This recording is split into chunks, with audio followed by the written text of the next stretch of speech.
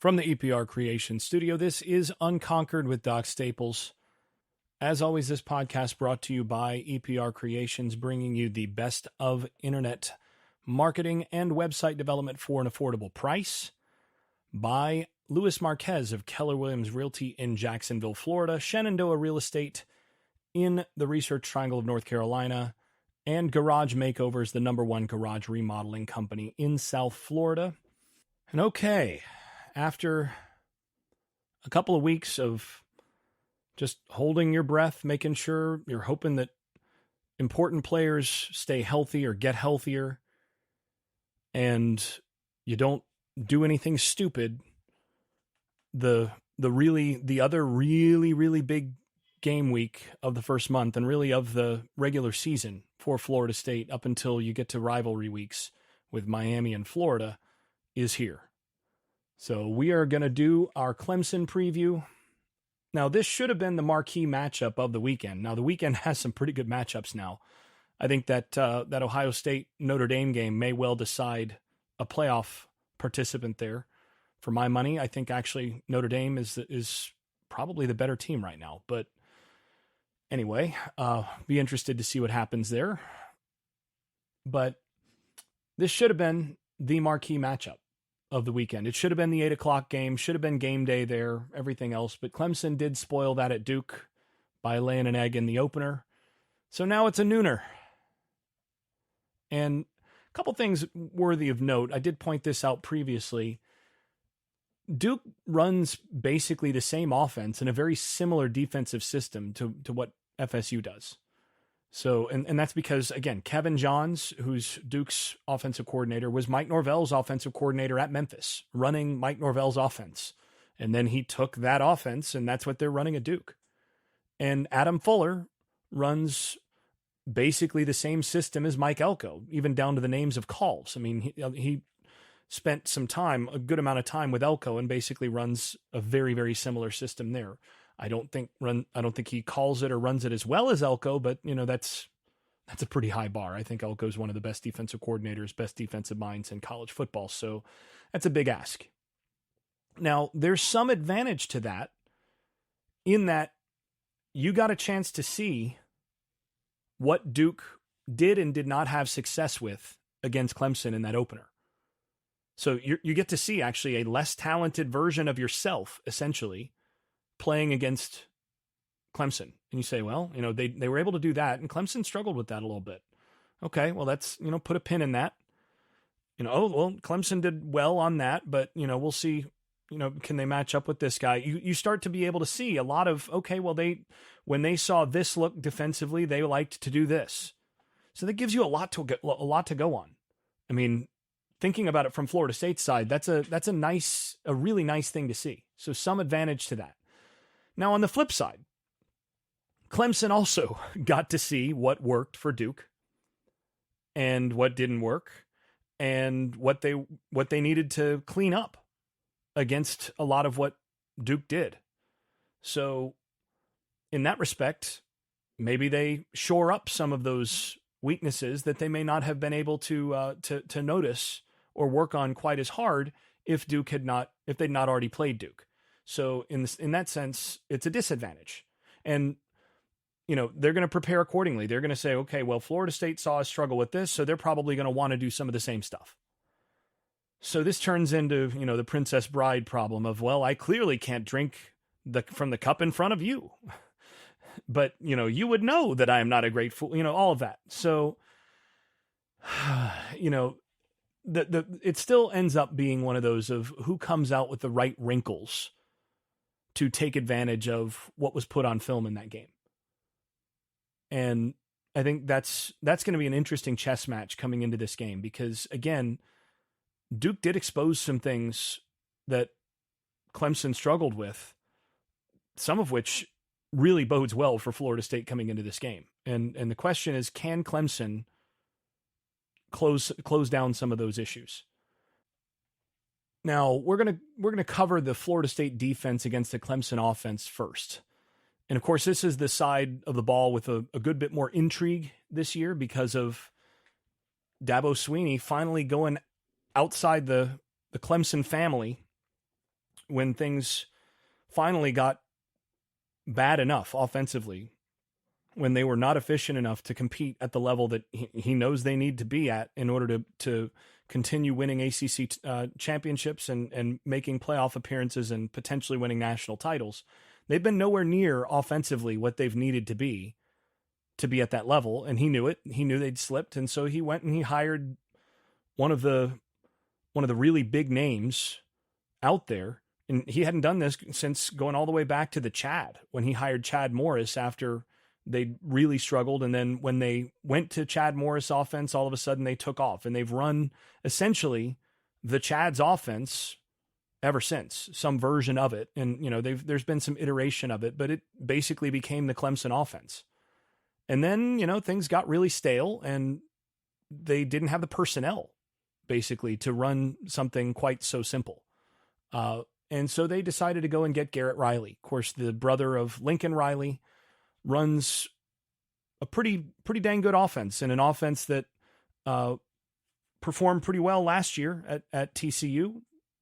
Really, they played above their overall talent level in terms of making it to the national championship game, and he was a big part of that. So this is very much a Garrett Riley to the rescue kind of situation, and of course, partnering with former 5-star quarterback Cade Klubnik, the Golden Boy, taking over from previous Whipping Boy DJ Uyunglele, who never quite panned out there. And frankly, I mean, we talked about this a couple of years ago on this podcast. I never quite understood why Uyunglele actually went to Clemson to begin with. I always thought he was a bad fit for what they did, and it turned out that he was indeed a bad fit for what they did. But, he's now back on the left coast, and I think better off for that. And now Clemson, I think, thinks that they're better off with Klubnik. I know certainly there's been a lot of expectation that Klubnik is going to be a significant improvement. I'm a bit more... I have more questions about whether Klubnik is actually an improvement and whether DJ was actually the problem, but we'll get more into that in a moment. Now, on the whole, Clemson's offensive success rate on the season has been very good. They've been a solid and consistent offense all season. Even in the Duke game, their overall success rate was pretty good. Looking at the numbers here, their overall success rate on the day was 51.8% against Duke. And Duke's overall success rate was only 42.2%. So just for perspective, the national average is about 47.5. Anything over 51% success rate is pretty good offensively. They were good in that respect, and they've been consistent on that all season. Thing that's really been missing for them, for the most part, and was definitely missing for them against Duke, is the big plays. They've not created a bunch of big plays. And in that game, Duke's big play percent was 15.6. Clemson's was 7.2. 7% big play percentage is not big time offense. And that's one of the reasons they got beat. And that's why, that paired with the poor red zone conversion, the ill-timed turnovers and all of that doomed them. I mean, they were 1 point, they were 1 point per possession once they got the ball inside the Duke 40. Duke was 3 points per possession once they got inside Clemson's 30. That was the difference in the game. And a big part of that was Clemson just didn't get the big plays to put the ball in the end zone, to score. They stayed on schedule. They were pretty good. And then they had a couple of mistakes that cost them drives and ultimately cost them the game. And that's basically been how the year has gone for them. They've been much more of a consistent, stay ahead of the chains success rate offense than they've been a big play offense so far this year. And again, it's hard to tell a little bit with the last couple games because they played against such overmatched competition. But anyway, now they were also, and on the year, this is even true against the lesser competition. They've been pretty poor on passing downs. Against Duke, they were, on passing downs, they were 28% success rate on passing downs and 3.64 yards per play on passing downs. So those are long yardage plays where, you don't expect a team to run the ball. That's not great. Now, on neutral downs, they were 62.1% success rate and 5.71 yards per play. That's excellent. That's really good. If your success rate on standard downs, on neutral downs, is 62.1%, you are absolutely one of the best in the country in that number. Now, part of that is that they are, I think, better as a run blocking unit than they were last year. I think their offensive line is decent. And then they've got a pair of really good backs. And obviously Florida State saw that last year when really it was the backs that did it. You know, when push came to shove, Will Shipley got the tough yards last year. Phil Maffa is a pretty dang good backup. They've got some quality backs, and you put those behind that offensive line. And for all the air raid stuff and bringing, you know, some of the Bryles type stuff to the table in terms of the passing game that Garrett Riley brings to the table, he runs the football. They find ways to run the football. That's what they do, and they're pretty good at it. They did it at TCU. He's done it elsewhere, and that's what they're going to bring to the table at Clemson. And their stuff percentage, so how often they get stuffed on for basically a gain of 1 yard or 0 yards on run plays, it's 21%. National average there's 30%. So that's pretty good. But again, their issue is that they've lacked big plays. And I think that boils down to the very thing that I pointed to at the beginning of the season when I walked through FSU's schedule and I said, this is why I think Florida State should be favored over Clemson coming into this season. I didn't think that they had Clemson level wide receivers on the roster. You know, your Nuke Hopkins, your Sammy Watkins, your T. Higgins, all of those guys, that Mike Williams, they just were a factory for years of that kind of player. And I don't think they have one of those guys on their roster. I think Florida State has two on theirs of those kind of guys. And so far, the results on the season have not changed my opinion. You know, Bo Collins, 6'3" outside receiver, is their main outside guy. And he does kind of look the part. I mean, he's 6'3", he's got, he's about 215 or so. Looks real good, but he just has not been special to date. And the hope there is that he breaks out and that he becomes that guy. And for all we know, he could break out against Florida State and become that guy. But so far hasn't been that guy. Their best wide receiver has been Antonio Williams, who was their best last year. It's a 5'11" slot. He's the guy with the wheels, and you have to take him away. In my view, if you're gonna have success against them, you really have to take him away to make Klubnik uncomfortable, make Klubnik throw the ball downfield to the outside receivers a little bit more, take away his interior options with Antonio Williams and 6'6" tight end Jake Brenningstool. Brenningstool's a guy who came alive a bit last week. And to me, if I'm Clemson, I try to go there more to Brenningstool against Florida State's linebackers and safeties, especially after what I saw last week.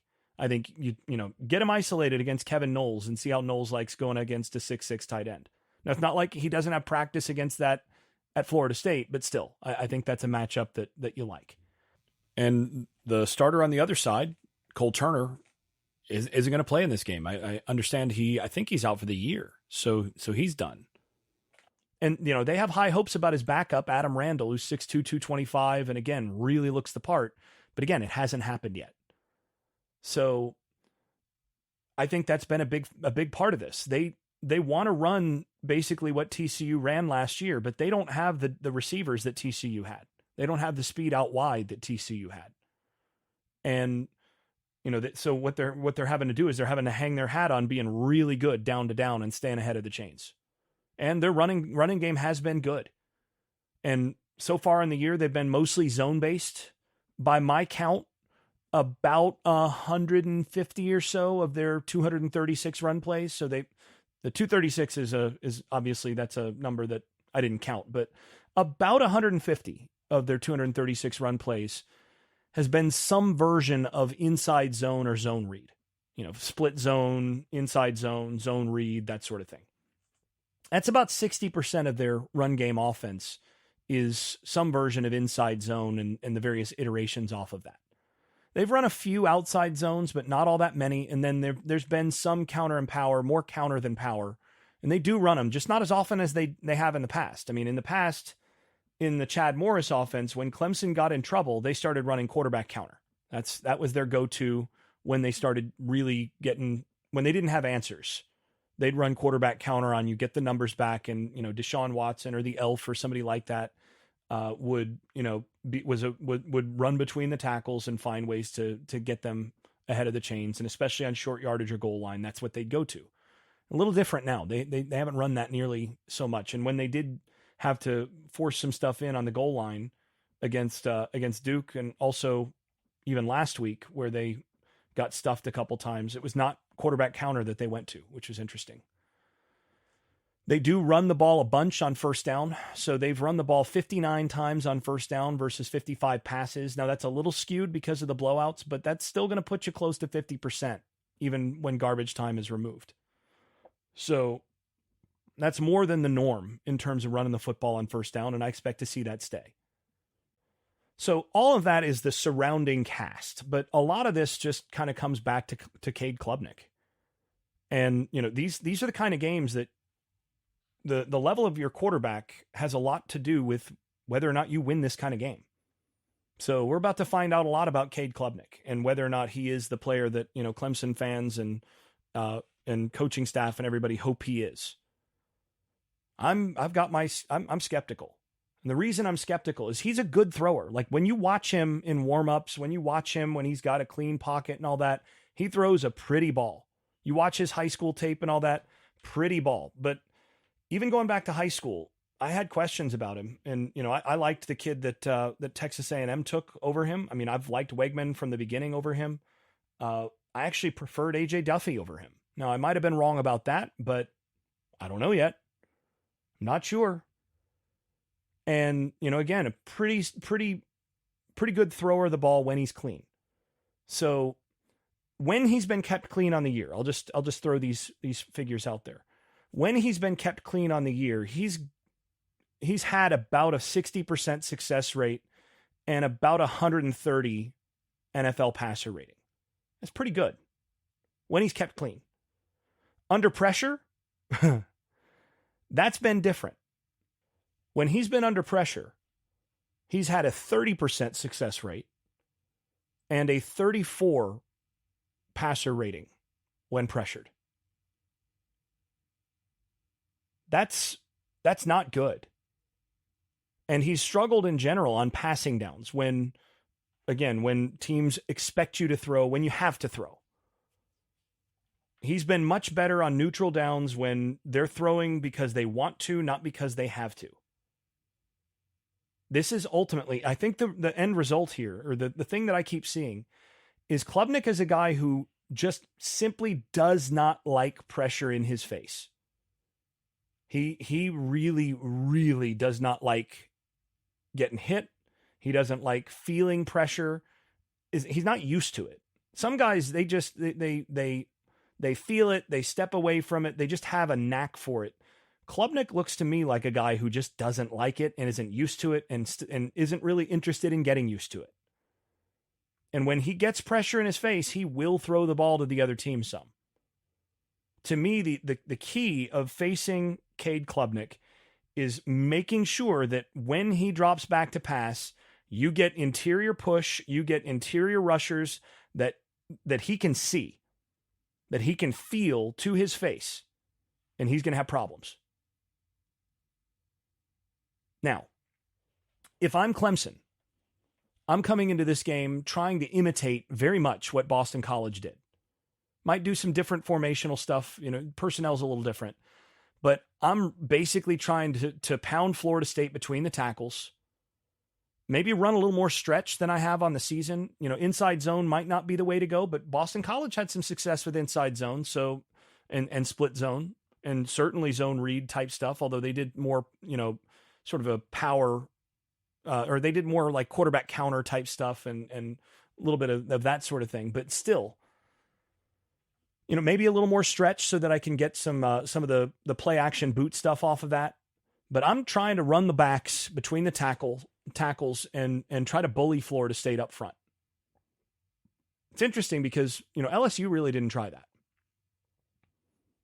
Not after they got, handled inside the inside the red zone a couple times at least. But to me, I'm doing that and I'm using formation and motion to cause confusion and try to gain a gap here and there. That's what BC did, and they did it with some success. I'm also, I don't think Clemson wins this game without Klubnik running the football and running it pretty well. So I'm running the quarterback, and then I'm using the tight end slots and backs against the linebackers and safeties, especially in play action. I'm just hoping to get some busts. Reduced splits, bunch, do different things with formation to create some confusion and try to get some busts, especially on the interior against those backers and safeties. And when Klubnik is on long yardage, that sort of thing, try to get him out of the pocket on waggles, on boots, that sort of thing. He's a pretty good thrower on the move as long as he's not under a lot of pressure. So I'd try to design stuff to get him away from whatever pressure Florida State might bring. And I'm doing my dead level best, if I'm Clemson, to avoid passing downs at all costs. And even if I get to passing downs, as long as I'm still in the ball game, I'm probably running it on passing downs. Just run a draw. Now, if I'm Florida State defensively, that means I'm committing to stopping the run on first down. I think you win this game by getting Clemson to long yardage and where you can affect Klubnik, and I think you can force some turnovers. To me, that means you involve the safeties in the running game, maybe even a little more than normal. You challenge Clemson to win over the top to beat your corners. To me, you give up one or two deep balls, and ideally you make some tackles on those deep balls, but you give up even 3 or 4 potential deep balls. You give up a couple of those for some more run stops and the opportunity to get Klubnik to throw to your team. I'm willing to make that trade. I'm willing to trade a long touchdown for a couple interceptions in this game. And that means I'm willing to rotate more, a decent amount to middle of the field closed stuff. So single high, your match 3, your, Rip Liz type stuff, doing some robber type coverages. Basically and the nice thing about robber is if you run it right, you're giving your underneath coverage some help on the inside of the field, where I think Klubnik is most likely to have some success otherwise. And then, you stay in your cover 7 base a decent amount as well. Just have those safeties trigger against the run pretty well and let your corners and your slots know they'd better win, because the safeties are going to come downhill and try to stop the run a little bit faster than normal. And I think you use some safety pressures, and again, rotate. These are the fire zone type things that I think if anything else against mobile quarterback sets that I, coming out of the Hot Takes podcast against Boston College, I said, screw all the spy stuff that they're doing. They shouldn't be doing any of that. Just run more true fire zone type things. And I'm a happy camper. And, I still think that haven't changed my opinion, as Sean Connery would say. To me, that's a good approach even here, even though, again, you're not really treating Klubnik as a true running quarterback. He is a run threat, but you're trying to get pressure. Bringing 5 and having a match 3 behind it is not the worst idea. So to me, the goal is to get Clemson into longer yardage, and then you get some inside pressure. What you're hoping to do is make Klubnik feel that inside pressure and flush him from the pocket and chase. And I think when he's flushed and chased, his eyes come down a little bit, and he is a pretty good thrower on the run, but he's a guy that you want to feel that pressure. I think his heart rate gets up and you do that. I think get this game to longer yardage, and you're going to force some turnovers and you're going to win the game. Now, in terms of what I think is actually going to happen defensively, I do think Florida State's going to have its hands full against Clemson's running game, because this is a good running game, and those are good backs. But this is the game where I think you play Lovett, the extra 15, 20 snaps that you need from him. You play Verse as many snaps as he can go well. I think you play Edmonds, Gilbert Edmond, no S on that, Gilbert Edmond, a bit more at the big end to really force against their running game. I think you go big up front. You move. This is one of those games where you do some of the extra stuff with the extra defensive tackle on the field with Fisk bumping outside and Briggs coming on the field, so that you've got, say, Verse, Lovett, Briggs and Fisk all out there together, or Verse, Lovett, Farmer and Fisk. You do some of that in this game on first down. I think you do go a little bigger against them to try to force them out of being able to push you around up front. And I do expect essentially Florida State to look more like they did against LSU defensively in this one. I think Clemson has a better offensive line than LSU overall. LSU obviously has the better left tackle, but I think across the full five, Clemson has fewer weaknesses up front than LSU did, and they've got much better backs. Now, LSU had way better wide receivers, a better tight end, and a much more dangerous quarterback. Now, one who also didn't like to get to be under pressure, so that much was in common.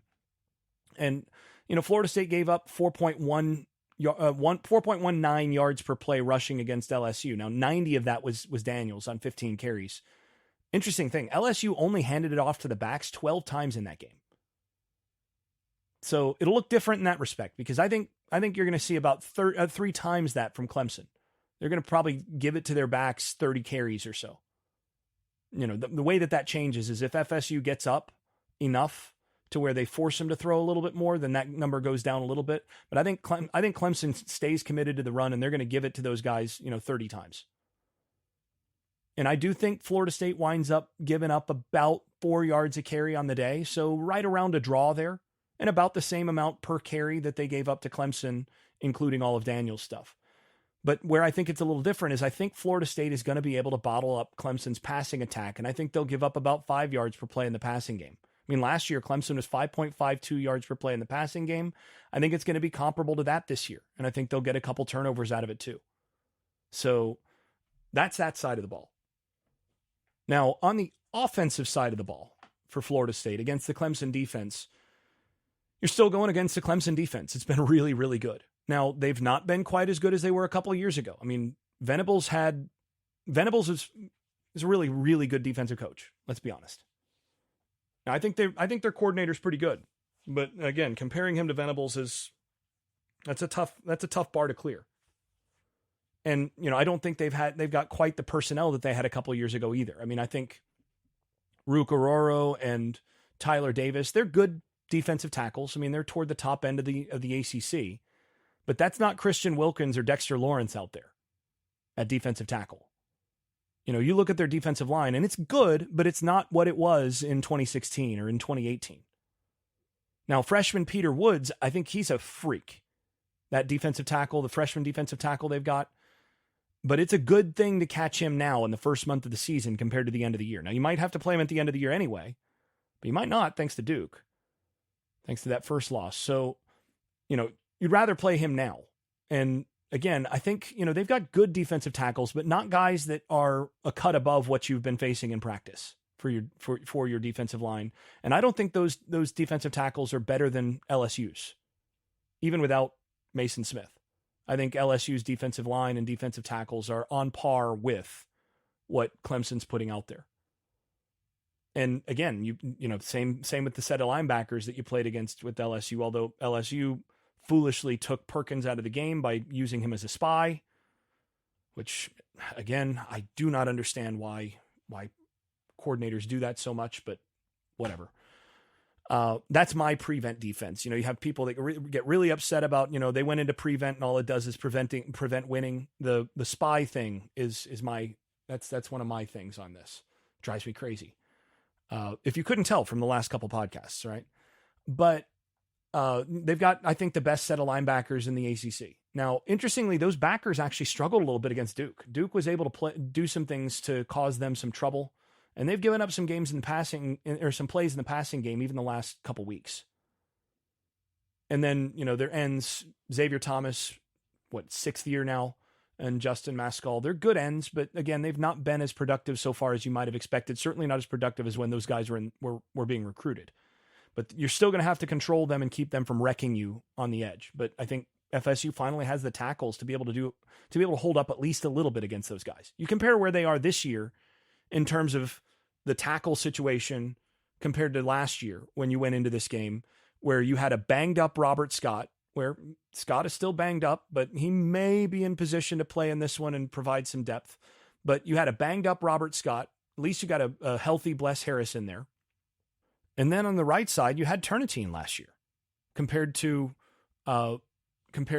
Jeremiah Byers.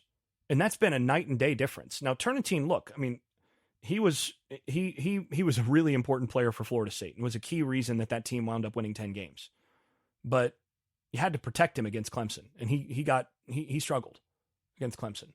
I think Byers will he'll give up a play or two, but I don't think he's going to go out there and struggle the way that they did at the right tackle position last year. That's a big difference coming into this game. Now, looking at the Duke game, one of the things that was really surprising is they had some things that they struggled to stop and weren't the sort of things that you'd expect a Clemson defense to struggle so much to stop. One was they could not stop counter to save their lives. They got gashed when Duke ran counter. I mean, their defensive success rate had to be something like 30% against Duke when they face counter. Well, that bodes well for Florida State. Florida State loves counter. So be interesting to see if that changes in this one. And then the other thing is that they gave up some huge plays in the quarterback running game.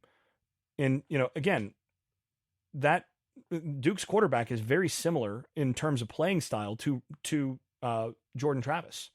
And as a runner, Riley Leonard is very much like Jordan Travis. And they had a hard time with him.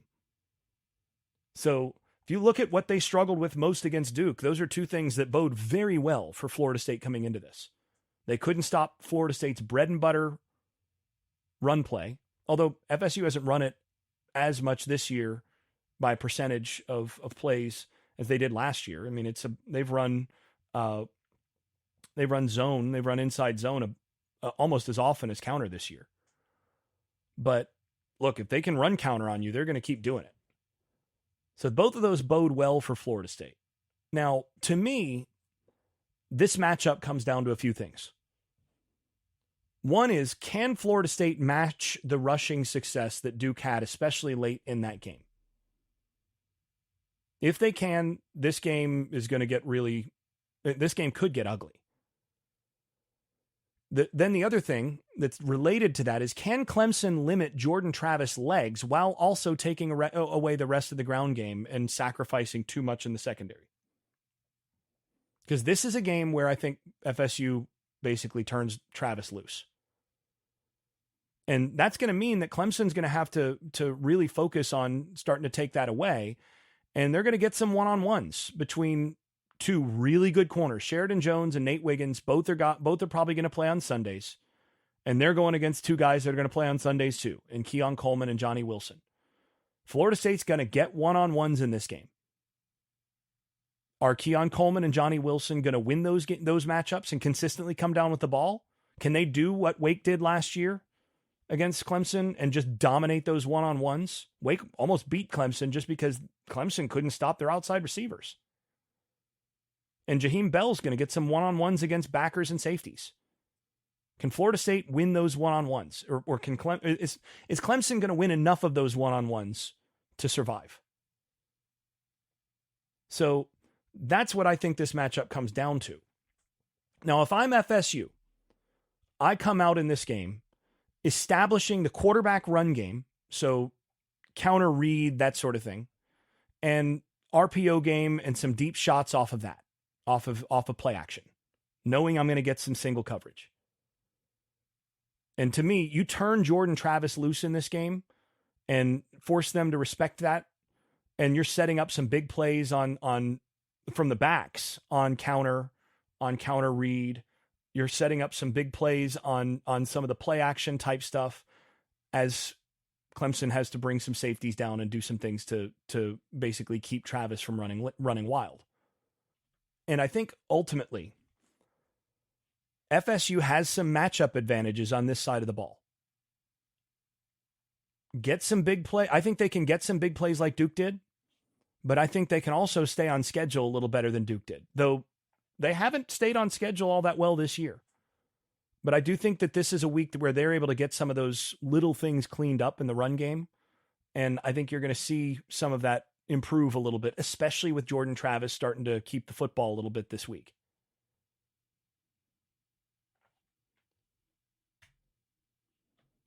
So that brings us then to the summary and predictions part of the show. I think, well, let's take a step back. Florida State last year, offensively against Clemson, averaged 6.05 yards per play and actually ran the ball for 6.06 yards per rush in 2022. I think given some of the changes that have been made here, essentially Clemson is very similar, basically the same defense that they had personnel-wise last year, very similar. But Florida State is better up front with Byers instead of Turnitine at right tackle, with Harris rather than a gimpy Robert Scott at left tackle.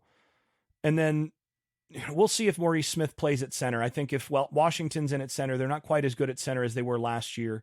And then, at guard, we'll just call that a wash from last year. But I think the tackles make a difference there. And then last year, you didn't have Jaheim Bell and Keon Coleman, and you still put up 6.05 yards per play and 6 yards per rush. 6.06 yards per rush last year. I think that winds up stretching to around 7 yards per play in this game. And ultimately, if we're evaluating this game, even if the game winds up being around even on the line of scrimmage, or even if Clemson has a slight advantage there on the line of scrimmage, and I actually think Florida State has a slight edge if you're looking at the line of scrimmage on between the two sides of the ball. Clemson, I think defensively, their defensive line, probably a slight edge over Florida State's offensive line. And I think Florida State's defensive line and backers, probably a slight edge over Clemson's offensive line. So I think that ends up being about even. But I think FSU is closer to even between their offensive line and Clemson's defensive line than vice versa. But even if Clemson has a slight edge there, Florida State's the team that has the playmakers that create more mismatches. So look, Clemson's running backs are legit. They're really good. They are really, really good. And we saw that last year. We saw that all last year. Will Shipley, Maffa, those guys, Phil Maffa, those guys are really, really good players. And so you might give Clemson's running backs the edge there. And certainly if you put the running backs, say, against Florida State's linebackers, you give Clemson's running backs the edge. Now, Benson, Hill, Toafili, they're going to have their say. I mean, they could match up pretty well there. But I think Clemson's backers are better than Florida State's by a good bit. Healthy margin. So you got, some advantage there. But that starts to even out a little bit if the defensive lines basically have a little bit of an edge against those offensive lines. But here's where I think if you look at where the biggest differences between those two teams and where the biggest mismatches are, I think Florida State has the wide receivers and tight end, and you look at Jaheim Bell on top of that. With Keon Coleman, Johnny Wilson, and Jaheim Bell, Florida State has the players who create the mismatches in this game and the big playmakers. I think they're the team that is going to be able to find ways to create bigger plays. And as good as Clemson's backs are, Benson is more likely to be the guy to break away for a long run than anybody else in terms of that. The playmakers, the game-breaking type players are wearing garnet and gold. And I think this is one of those games where Clemson winds up having to fight for every inch, for every yard, whereas Florida State's able to get some chunk plays.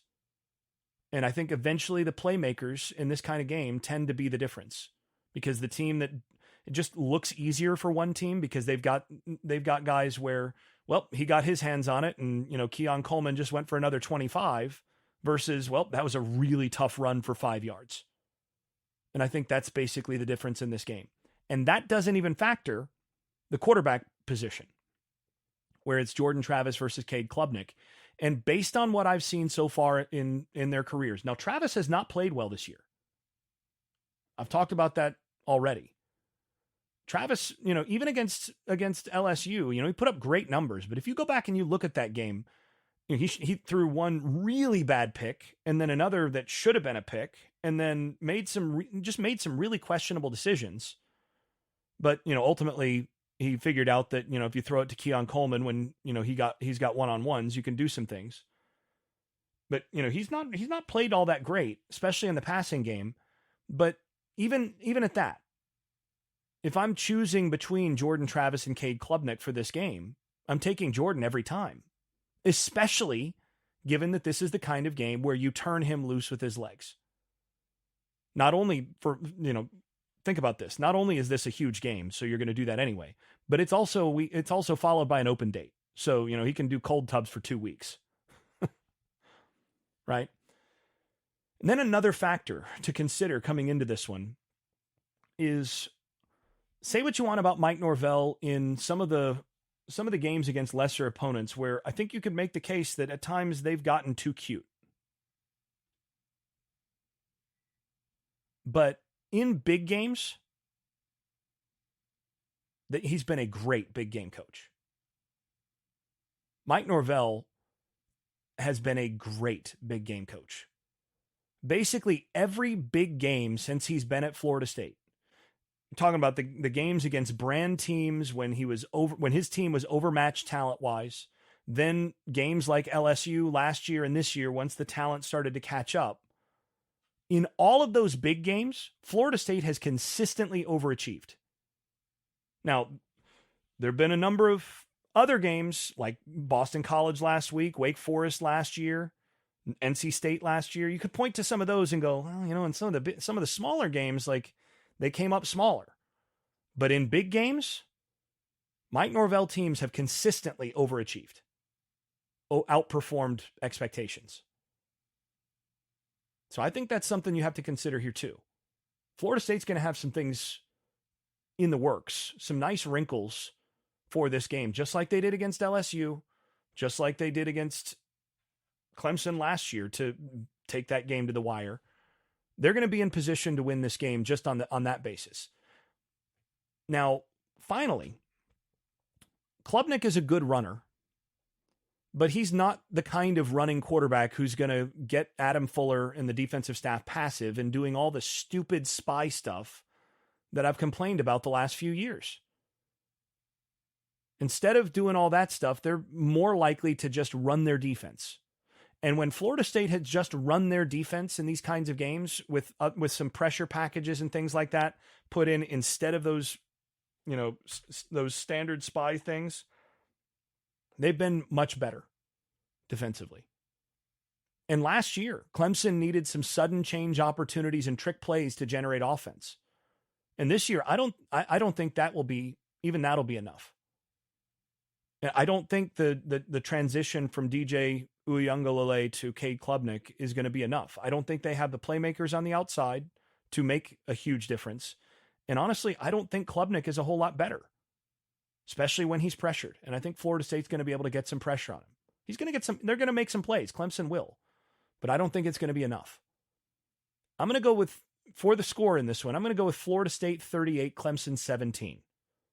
And I think Clemson's going to need to be +2 area in terms of turnovers or special teams mishaps, that sort of thing, muff punts, that sort of thing, in order to win this game. They're going to need to be around the +2 area. But I think Florida State's going to win this game. It's, somewhere around a 70% likelihood, 75% likelihood in my view. And I think 38-17 is a pretty good place to start. I would not be surprised if it wound up being a bigger margin than that. We'll see, though. That's why they play the game.